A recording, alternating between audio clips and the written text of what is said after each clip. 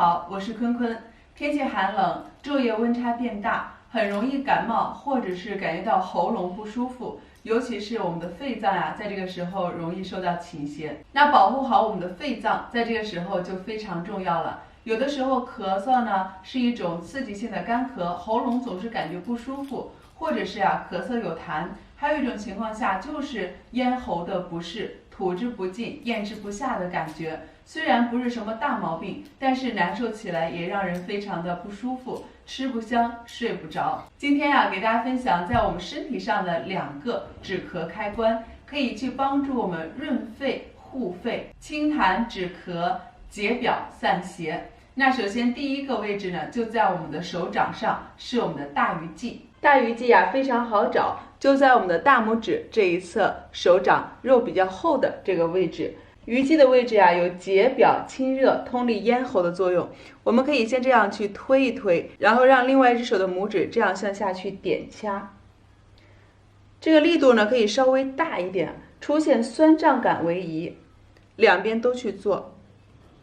因为鱼际的位置呢也是比较大的，你可以这样去分别压一压。有的人呢会压到一个位置特别的酸痛，可以稍微停留，把这个酸痛感轻轻的给它揉开。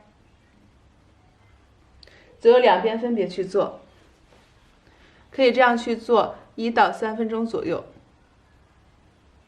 真正的去刺激到它。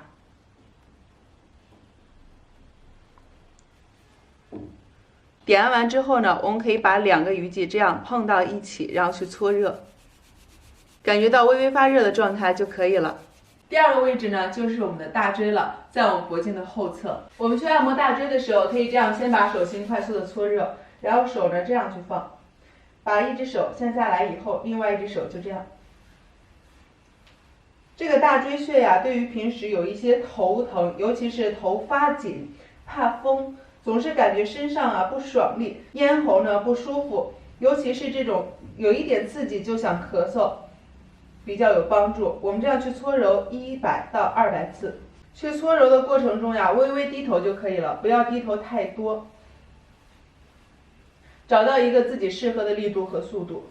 其实呢，最好的药就在我们自己身上能够找到。当身体出现一些不舒服、小问题的时候，可以通过这些方法去进行缓解。学会之后，也可以在身体没有出现这些症状的时候，经常对它进行一个保养、按摩和刺激，对我们的生命质量和健康长寿是非常有裨益的。那今天的视频就分享到这儿了，我是坤坤，下次见。